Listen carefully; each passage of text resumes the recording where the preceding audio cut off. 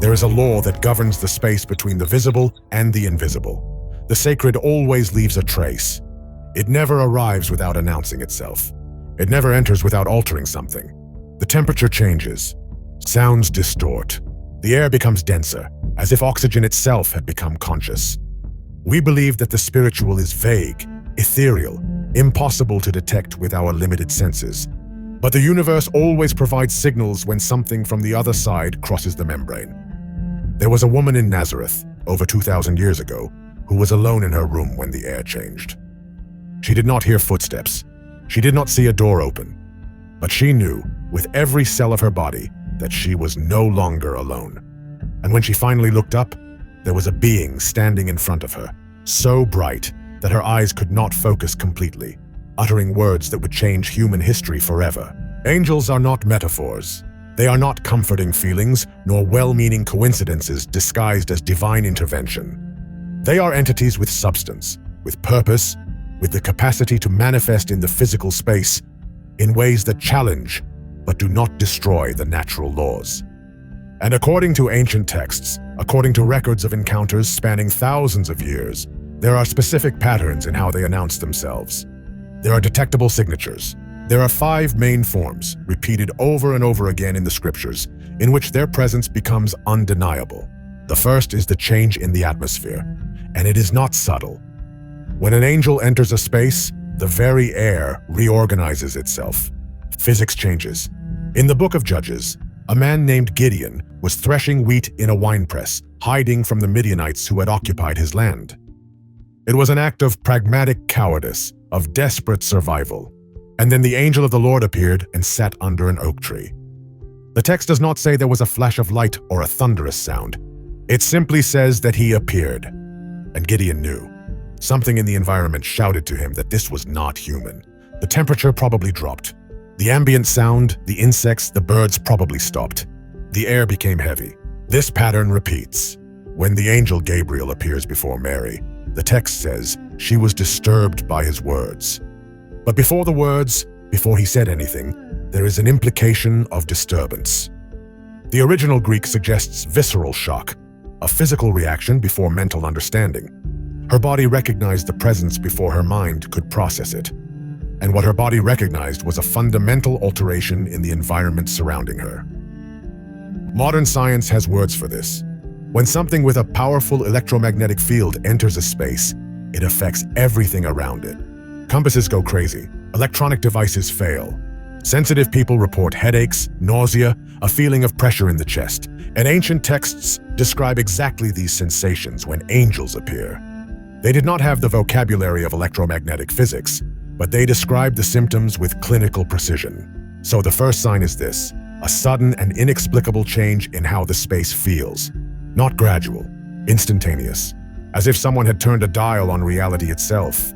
The air becomes colder or warmer for no reason. Sounds are muffled or amplified. There is a feeling of pressure, as if the space is more filled than it should be, as if something invisible is occupying real volume. The second way is through dreams with abnormal clarity. And here the distinction is crucial. Not every dream counts. Angelic dreams have specific characteristics that set them apart from ordinary dreams produced by random neuronal activity during REM sleep. They have perfect narrative coherence.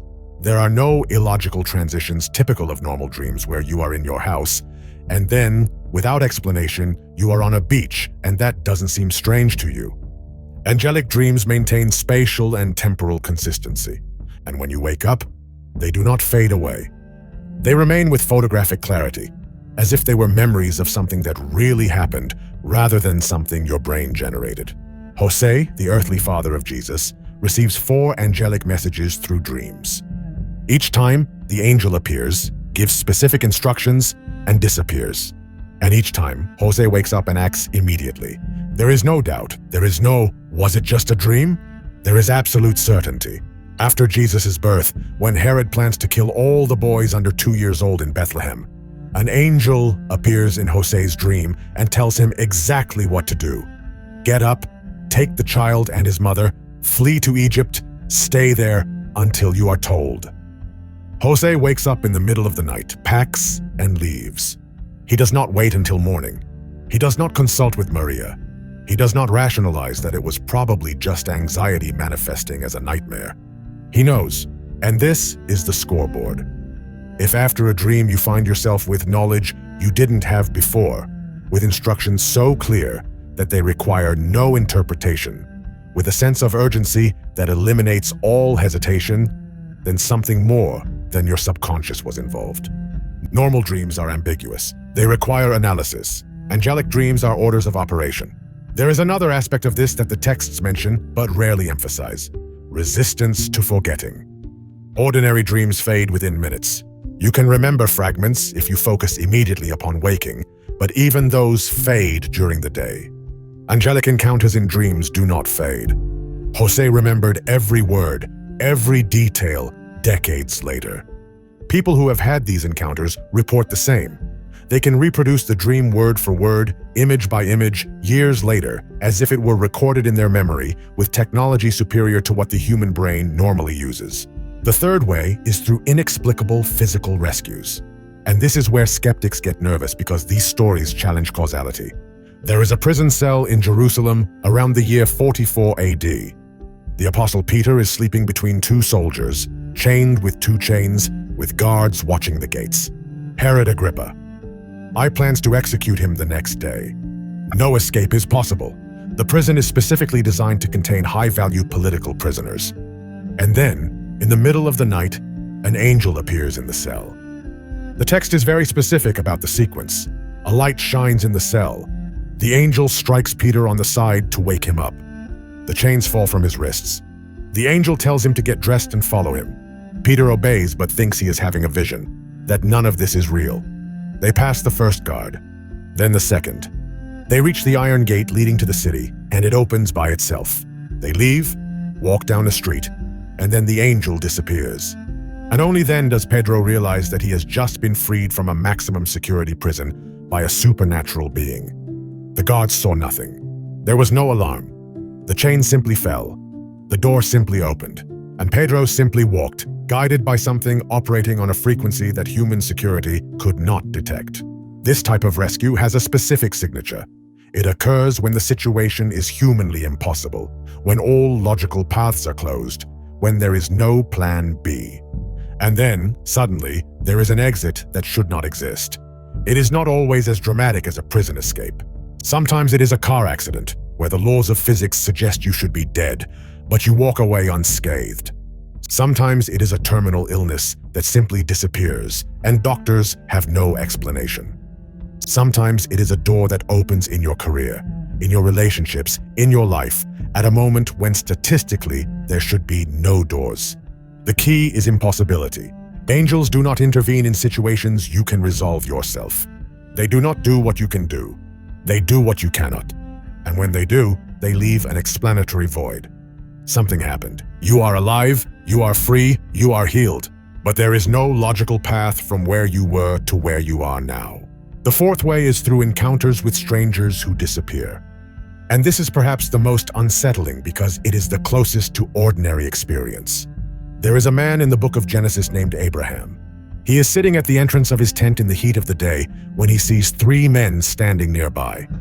He invites them to eat, washes their feet, prepares food. During the conversation, it becomes clear that one of them is God himself, and the other two are angels. But initially, they seem completely human. They eat, talk, occupy physical space. No wings, no halos, just three dusty travelers accepting hospitality. Then there is the story of two of those angels going to Sodom, where a man named Lot invites them to stay at his house. Again, they appear human, so human that the men of the city try to attack them. And only when the crowd tries to break down the door do the angels reveal their nature by instantly blinding all the attackers. Until that moment, they were just two strangers. The pattern here is that angels can adopt a full human form when their mission requires it. And the purpose is usually to test something: hospitality, kindness, the willingness to help without expecting reward. The book of Hebrews explicitly references this. Do not forget to show hospitality, because by so doing, some people have shown hospitality to angels without knowing it. The implication is both terrifying and beautiful at the same time. It means that the stranger you helped with directions, the homeless person you gave money to, the person who asked for help when you were busy. Any of them could have been a test. It could have been an angel assessing your character, measuring your ability to see need beyond your own agenda. And the sign that it was an angelic encounter often only comes afterward, when you recall the details and realize that something didn't add up. The stranger knew things they shouldn't have known. They said something that perfectly answered a question you hadn't voiced aloud. Or they simply disappeared in a way that makes no sense.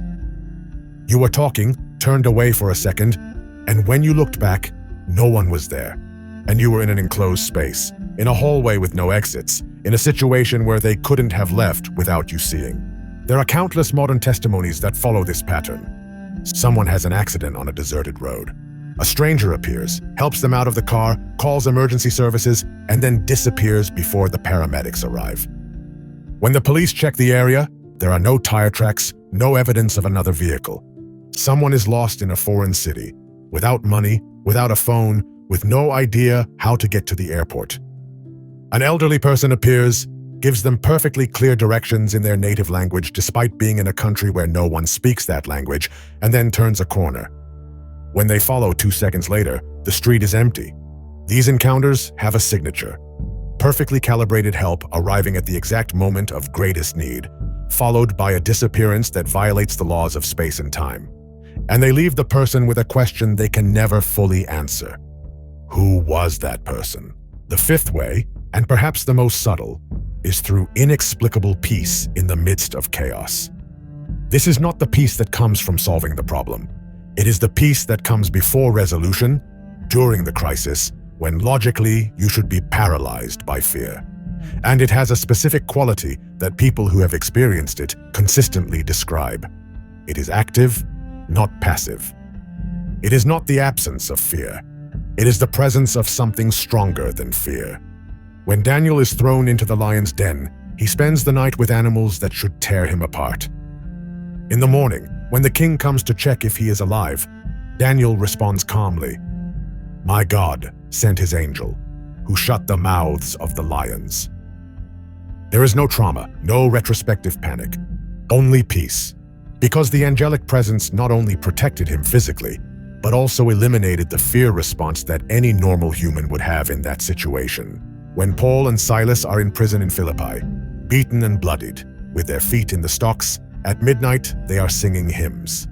It is not bravado, it is not denial, it is genuine peace sustained by something more than their own psychological strength. And when the earthquake shakes the foundations of the prison, and all the doors open and all the chains fall off, they do not run away. They stay. Because the peace they have does not depend on their external circumstances.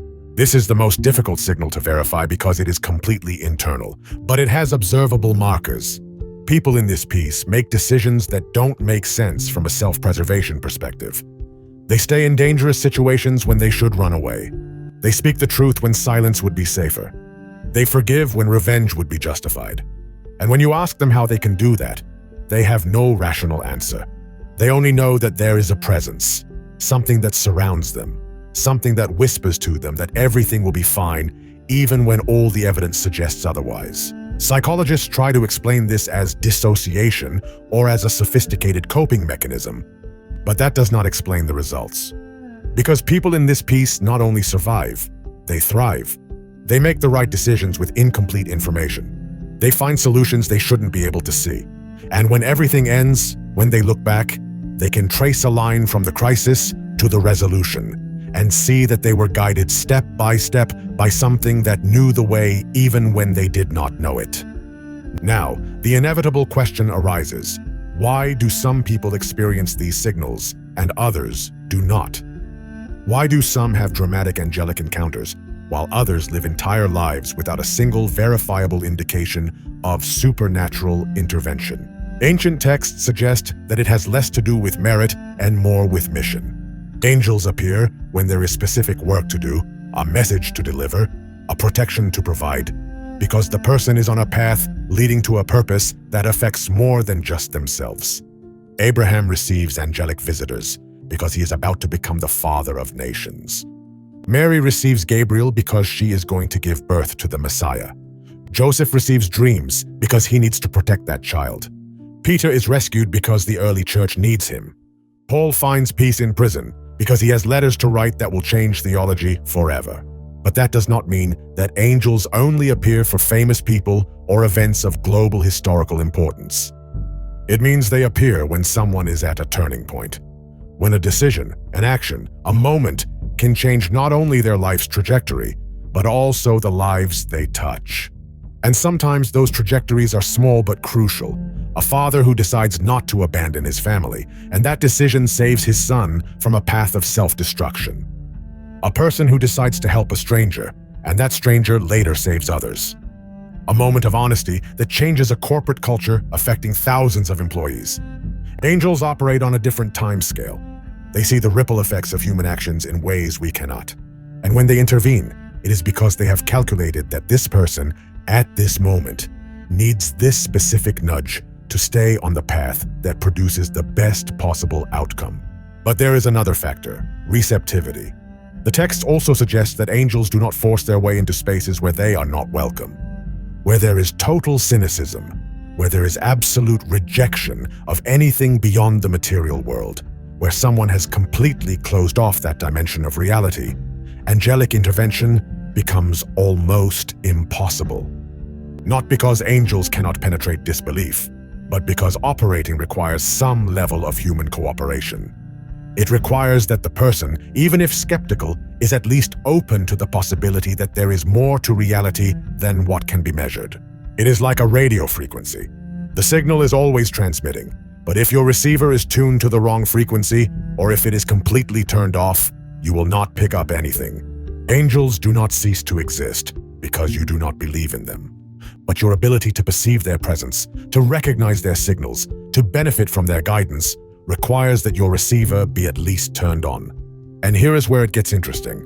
Because in recent decades, as materialism has become the dominant philosophy of the Western world, as the only thing considered real is what can be measured by instruments, something strange has happened. Reports of angelic encounters have not decreased. They have increased, and not only among religious people. Among atheists who have experiences they cannot explain. Among scientists witnessing events that violate their models. Among doctors seeing recoveries that defy diagnosis. It's as we have tried to close the door to the supernatural has started to knock louder. Manifesting in more obvious ways, forcing recognition even from those who least want to acknowledge it. There is a story in the book of Numbers that captures this perfectly.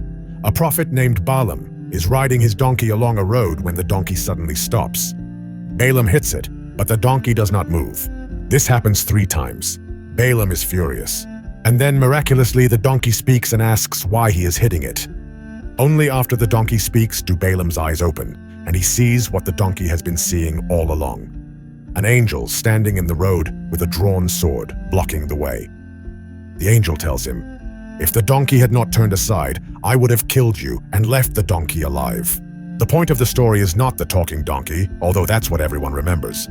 The point is that Balaam, a professional prophet, someone whose job is to perceive the spiritual, was completely blind to the angelic presence. Meanwhile, the donkey, an animal without the intellectual capacity to conceptualize the supernatural, could see it clearly. The lesson is humbling. The perception of the sacred is not a function of intelligence, education, or even religiosity. It is a function of openness. Animals, according to multiple texts and millions of anecdotal testimonies, seem to have access to frequencies that humans have learned to filter out. Dogs bark at empty corners. Cats stare intently at spaces where nothing visible is present. Horses refuse to cross certain thresholds. And people who have experienced angelic presence consistently report that their pets reacted first, before they themselves realized that something had changed in the environment. So, what do we do with this information? How do we apply these 5 signals to our own lives? Because most of the people reading this, listening to this, processing this, are not ancient prophets or medieval saints. They are ordinary people trying to navigate ordinary lives filled with stress, uncertainty, and the persistent feeling that there should be more, that there is a dimension of reality just out of reach. And the answer, uncomfortable but simple, is this: pay attention. The signs are there. They have always been there. But they require a level of attention that modern life makes almost impossible. They require silence, and we live in constant noise. They require time, and we are perpetually busy. They require openness, and we have been trained to discard anything that does not fit into the materialist paradigm. When the air in your room changes without reason, when you feel that inexplicable pressure, instead of immediately seeking a rational explanation, try to stay still. Observe. Ask yourself if there is a message trying to come through. When you have a dream with that strange clarity, instead of dismissing it upon waking, write it down. Analyze it. Ask yourself if there is an instruction there. When you experience an impossible rescue, instead of attributing it to luck, consider that it might have been coordination. And when a stranger appears at the exact moment you need help, instead of calling it coincidence, consider that it might have been design. And when you feel peace amidst chaos, instead of questioning your own sanity, trust it, follow it, act based on it. Because here is the truth that ancient texts and human experience continue to confirm. Angels have not gone. They were not just a phenomenon of the ancient era. They did not stop interacting with humanity when the biblical canon was closed.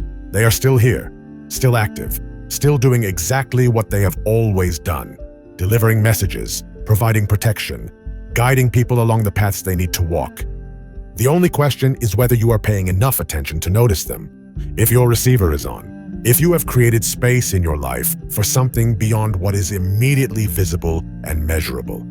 Because angelic presence does not impose itself. It offers itself, and it requires you to respond, to participate, to take the small step of faith that says, yes, I am open to the possibility that there is more in my life than I fully understand.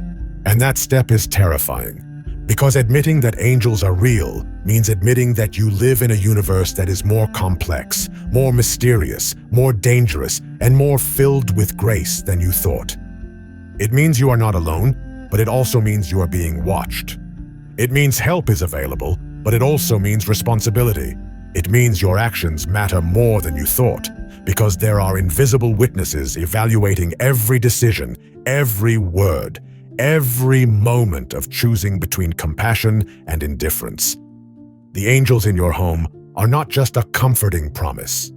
They are an invitation to live differently, to live as if you knew that every space you occupy, every conversation you have, every thought you harbor is happening in the presence of the sacred.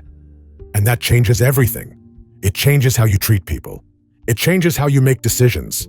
It changes how you respond to fear, pain, and temptation. So, the unavoidable question, have you been paying attention? How many times did the air change, and you dismissed it as heating or air conditioning? How many dreams did you have that felt different, but you let them fade away because it seemed safer to assume they were nothing? How many impossible rescues did you experience and called luck because calling them miracles would require changing how you understand reality? How many strangers crossed your path with perfectly synchronized help and disappeared, and you never wondered who they really were? How many times did you feel peace when you should have felt panic, and instead of trusting it, you questioned it until it vanished? The angels are leaving signs. They have always done so. The only question is whether you are living in a way that allows you to see them. Because if you can't, if you've completely closed that receiver, then things are happening around you. Protections are being offered, guides are being sent, messages are being delivered, and you are walking completely unaware. And that, more than anything else, is the true tragedy. Not that the supernatural is false, but that it is real and you are losing it.